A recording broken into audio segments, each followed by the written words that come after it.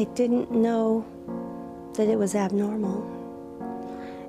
Something deep inside told me not everyone lived that way, but I didn't know how bad it was until I grew up. My mom started dating who was to become my stepdad, John, and I didn't like him from when I met him. I mean, he walked in and I just got a bad vibe from him. The world of child abuse is not a world that polite company wants anything to do with. It's not a world that you see in the newspapers, except when it's of the flashy Penn State variety. It tends to stop communication. It tends to stop conversation.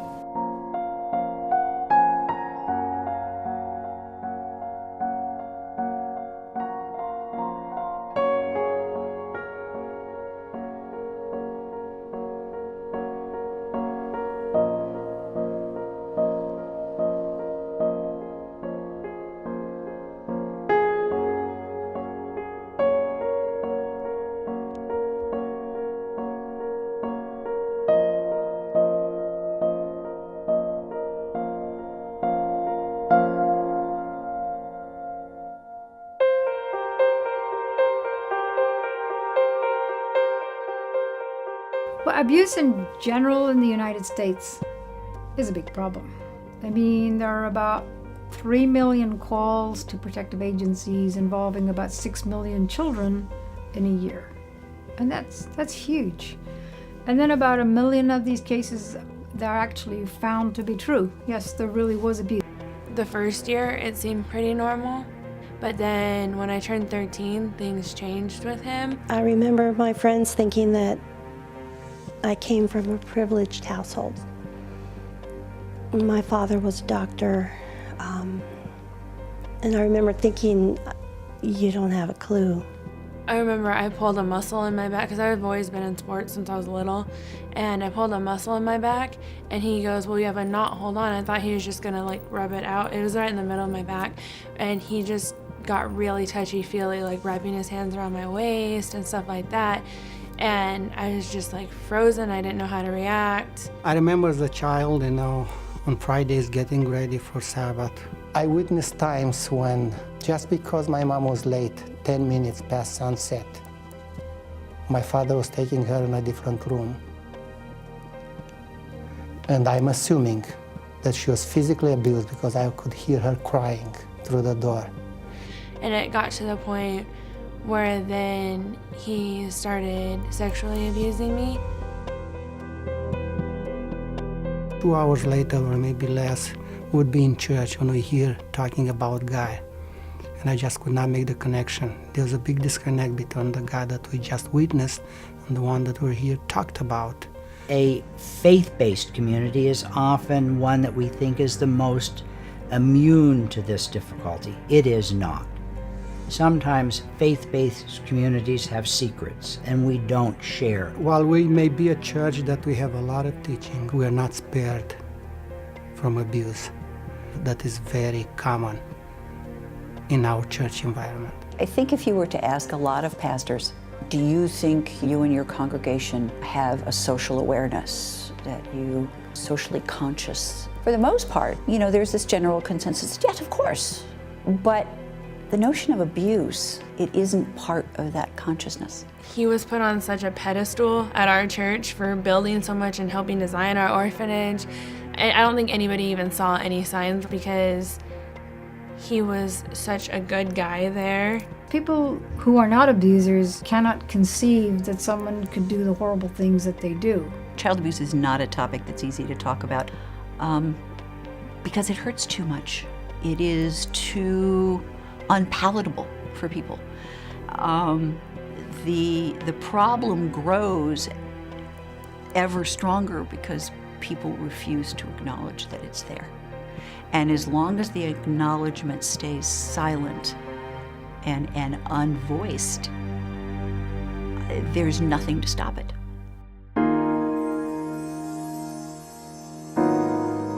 Whether you are in the church or outside the church in the general public, the impact of abuse on a child's life as they mature into adulthood is unfathomable. What they found is you're at significantly higher risk for depression, suicide, substance use, marital and relational conflict as an adult if you've had trauma as a child.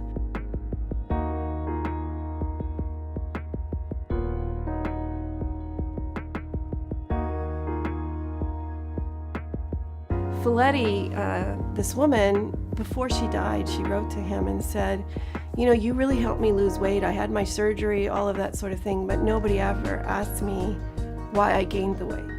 And she had been sexually abused. In the ACE study, what we found was that adverse life experiences in childhood were remarkably common, although overwhelmingly unknown, dramatically related decades later to adult well-being, health risks, adult disease, and lifespan. And the Centers for Disease Control, they were so interested in this, and they said, we want to study the real elderly population, over 65. And what they found is they couldn't study them. Because on average, if you've had that many childhood events, you're likely to die 20 years younger. These were numbers, the magnitudes of which epidemiologists at the CDC told me they would run into once in a career. These aren't just findings, they're findings of the decade.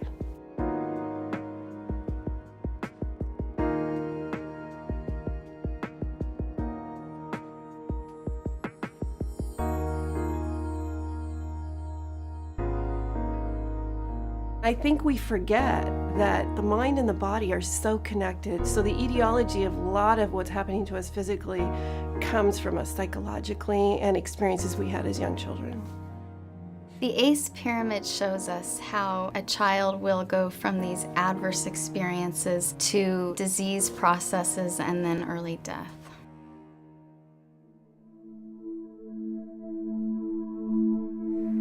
Abusers are great manipulators, and they know how to get around almost anything. That's when he started threatening me. You're gonna ruin your life, your dad's gonna take you away, you'll never see your mom again, you'll never see your friends again. And I was just always scared, and I thought if I kept everything perfect in the house, that he would leave my two little sisters alone and nothing would happen. It was my goal from age 7 to make sure she didn't know about the abuse in any way, shape, or form. Because if I didn't have my father and I didn't have my mother, I wouldn't have anybody at all. My biggest fear was I was going to lose everything. That was my top fear. It got to the point where I was like, well, I'm just gonna keep trying to keep things perfect. The persona that the family put out and what it was really like was different. I was just so scared, and I thought I was doing the right thing by keeping it quiet. My life and her life were both in danger if either one of us stood up to my father.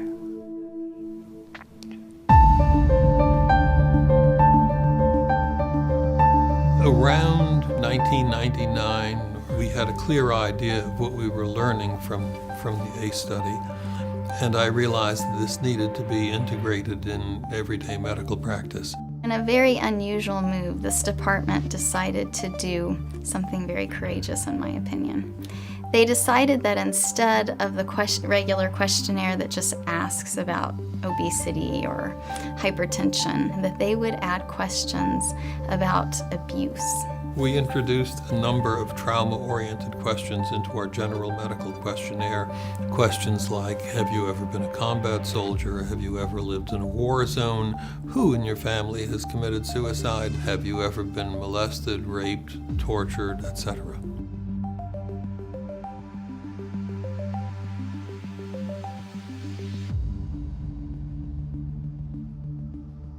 To my amazement, they found there was a 35% reduction in doctor office visits in the next year and then an 11% reduction in ER visits.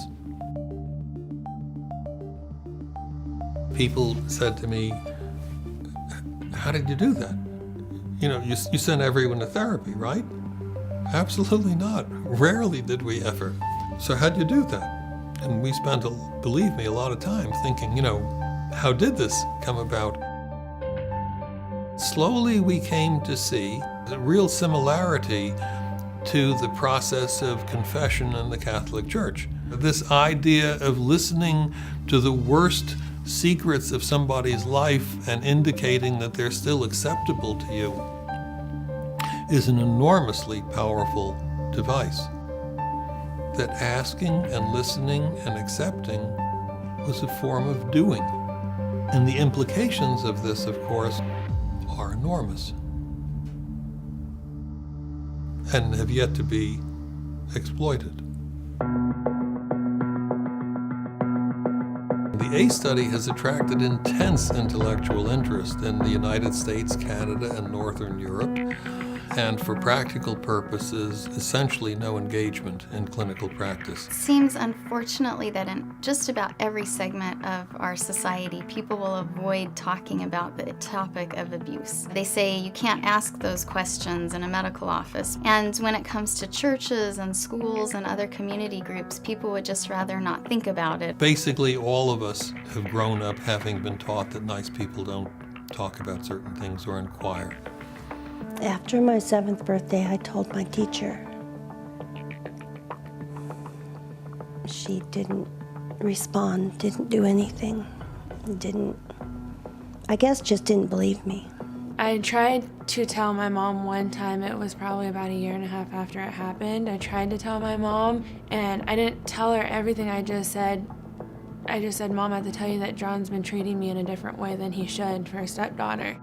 If people caring for the child pay attention, they will see that the child is always trying to give off signs that they're being hurt. There are a lot of physical symptoms, headache, depression, sick to your stomach constantly, stress, not being able to focus on schoolwork. If I could figure out a way to act out at home, then I'd do it. My grades were always really bad. I hardly ever had good grades in high school, and I think that was part of it, because I'd go home and I just couldn't focus. We as kids never talked about. Nobody was talking about it in church, but it's impossible for neighbors, for other members not to know. This is not something that you could hide. Sometimes you could hear even from the street crying. Most people really aren't trained to know not only how to recognize it, but beyond that, how to confront it. There's such a fear that how would I handle it if I did recognize it? So I really don't even want to know if it's there or not.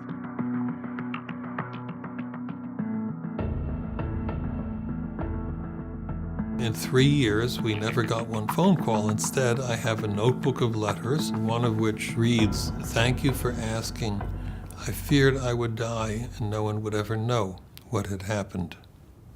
I wish there was a way to convey to those in positions to help children what an incredible impact they could have in a child's life and their future just by noticing what the child is trying to say. It's really been a quite extraordinary experience, hearing from patients who are thankful that somebody finally asked.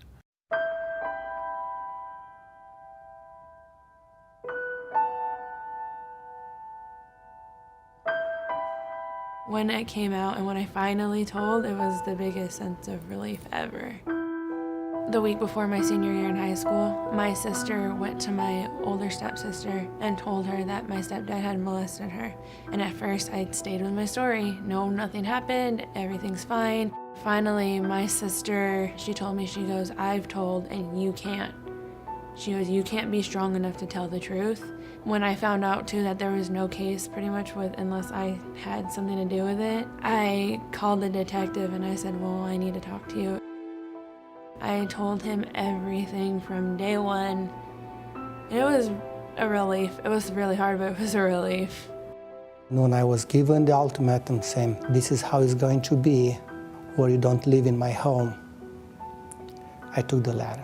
So I was not even 16, and I had to leave my parents' home. And I would say that was actually God's plan. Looking back, He was leading me somewhere, because at that time, I wanted to be physical to my father. I was waiting for the time to grow up, to be able to give some back to him, what he gave to us and to my mom. That's why I believe God wanted me to. He had something else for me. He kept me away from that.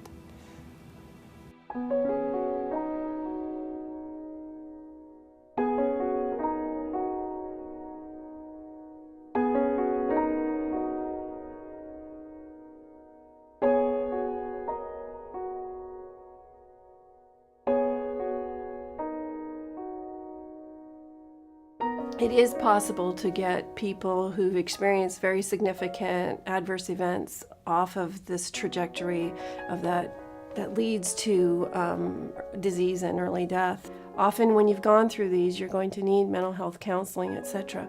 But I do believe, and I have seen it happen, that persons who get a good positive support system with good professional care have been resilient. I meet those people all the time. They come to me and say, I was one of those people, and now I'm this or doing this and very successful, etc.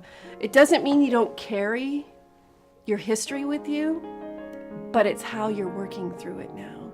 So while those experiences can rob you of many things, you know, health is possible, restoration is possible. I think the biggest therapy you can do for yourself is to have somebody you can talk to. And then ultimately, you will probably need professional help. It's given me some trust issues, especially with Ned. But I went to counseling for it, and I was in counseling for a while. And so that helped a lot. It made a really big difference. Many people are frightened to ask, embarrassed to ask, and it is never wrong to seek help. You're not alone. This is not something that's happened to just you by yourself. Many people have experienced this. We need people to be aware of this so that we can get you off of that trajectory. We want to change trajectory, and it's possible to do it, but we have to acknowledge it and get help. I've often wondered what I would do if I suspected domestic abuse or child abuse. If you suspect abuse, what you do is do something. You know, the grandparents who will come up after the child has died and said, I saw the bruises. You know, I saw the marks. And I thought to myself, I'll just watch him closer. If you're pretty certain a crime has happened, like you see a child with a belt mark or you see somebody beating a child, that's clearly a crime. Just call the police. It's a crime. Because of the way a child is behaving, maybe they are being sexually abused, something like that, call Child Protective Services and ask them to come out. If you think something is wrong, it very likely is wrong, and do something about it. It's frightening to make that decision without any proof that you're going to report someone or suggest that this family's in trouble. But it's an important thing to do. I think that fear makes us all silent. What would have helped me the most is the people who noticed signs and didn't say anything at all and just watched as it happened. They could have made the biggest difference. These children are often in great fear of telling anyone. Those are the children that are hard sometimes to identify, but generally, again, it's a behavior that comes out. The child who is now having nightmares, the child who is having many physical symptoms, somatic complaints, headaches, stomach aches. There's always hints. The person is always giving off hints. I think it's really important that we don't condemn children for things that have happened to them. If I felt like someone was accusing me of doing something wrong, like I felt the abuse was my fault. So if they said, are you letting him do this? Then it was my fault. And then I'd say no. Sit your kids down and talk to them and tell them that they can be honest, that it'll be okay, that nothing's going to happen to them. Pretty much any sense of normalcy is what they're going to cling to during abuse, and letting them know that they won't lose it will be the best way for them to tell the truth. Well, if you're being abused right now, first of all, I have to give you a lot of, empathy, and to say that there are a lot of people out there who really care, who really want to help you. The first priority has to be your safety. And so if you're not in a safe environment, you have to leave that environment. Don't try to fix it while you're still in that dangerous environment. All abuse is a crime. Find a safe place to go and call the police. I think it's really, really important to tell, and I know that's way easier said than done. I obviously know from experience it's so much easier to say just tell somebody than it is to actually do it. But I learned you won't lose everything. Your life will become so much better, and it's not worth it to keep living the way that someone lives while they're being abused. There is no dishonor in getting help. The first step's always the hardest. But it does get easier. It gets so much easier. It lifts so much weight off of you if you tell somebody and get help for it. People think, no, my life will get turned upside down. No, it'll get turned the right way if they tell somebody. People wonder, is there any hope for them if they've been hurt, or for someone that they love who's been hurt? And the answer is absolutely yes. But the main objective is to get off that trajectory that leads to problems in the future. And the number one thing that people can do is to connect. And that can take many forms. But the worst thing to do is pretend it never happened. Get involved with a therapist or a counselor, someone that you really connect to and think hey, this person understands me, they get me, they can make a difference. Don't give up. Don't give up.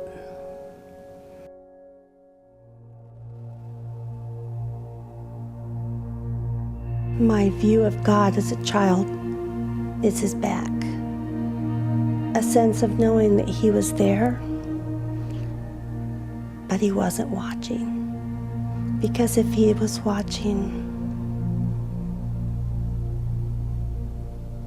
he would have stopped it. The best description that I can give as to what kind of God was in my mind was a dictator. But interestingly enough, always in my mind, I knew that is not the God I want. I had to get to a point.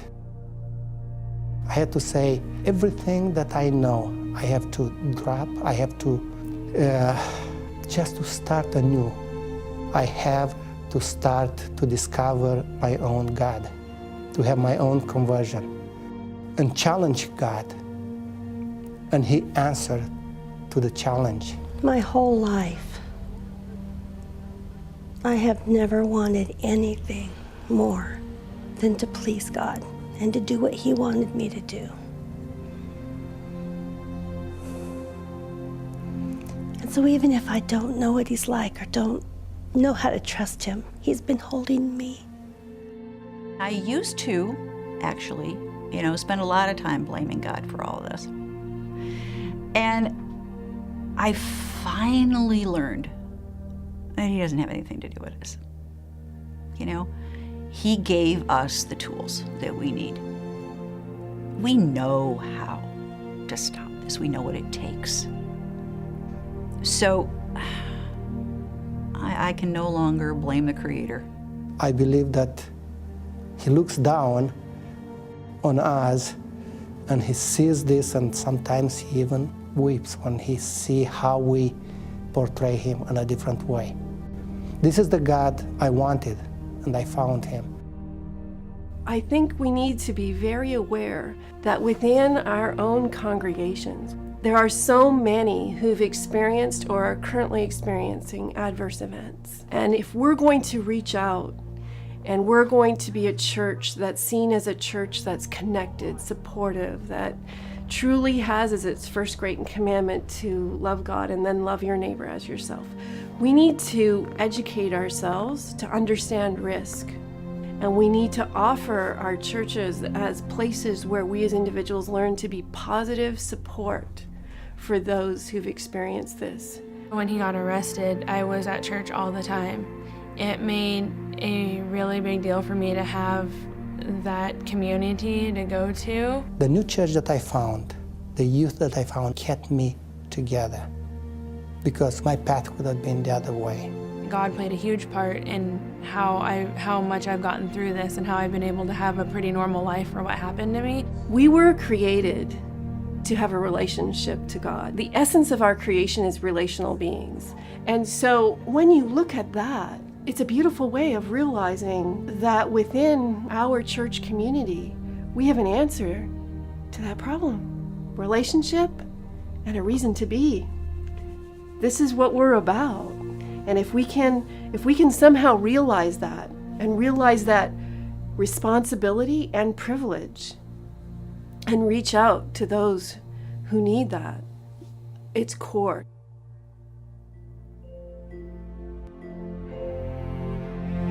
Typically, one thinks of how to repair the situation after the fact.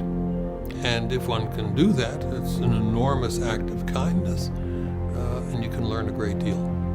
The reality is, however, that the magnitude of the problem, totally apart from its complexity, is so huge that we're never going to be in a position to take that on a population basis.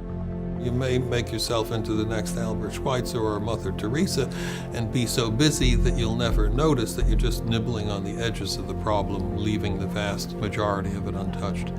If anything is going to be done meaningfully, it would have to be done in the realm of primary prevention. The most powerful tool that the church has to reduce or eliminate abuse is awareness. Raising awareness is a big deal. That's why it keeps going on for so many people and for so long, is because not enough people know how common it is. It's the secrecy and the shame that goes along with this that often keeps this problem continuing.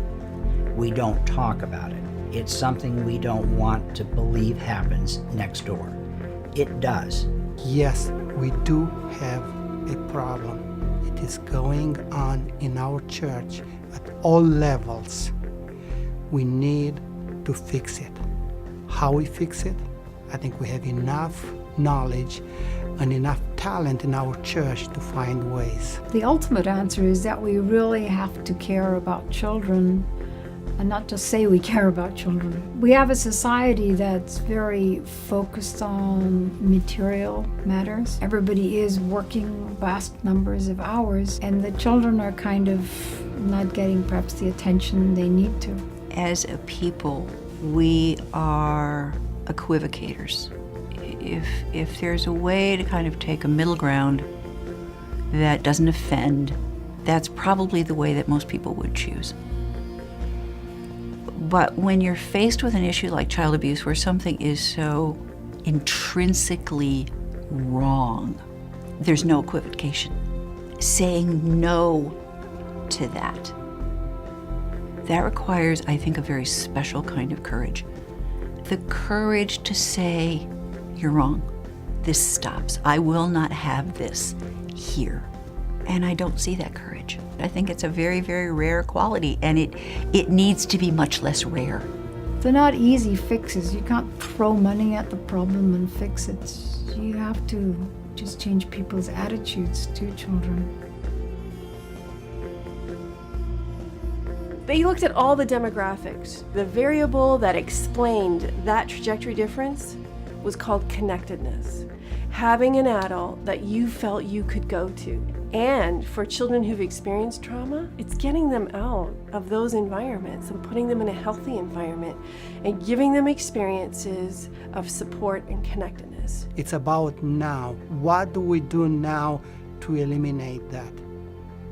We need to go past the numbers. We need to go past the damage you're going to do to the church, that we're going to lose members and everything, and eliminate. Adults with values make a big difference, and the commodity isn't all of these big resources. The commodity is time. It sounds simple. It sounds, oh, how is that going to help? But these are the keys to prevention. I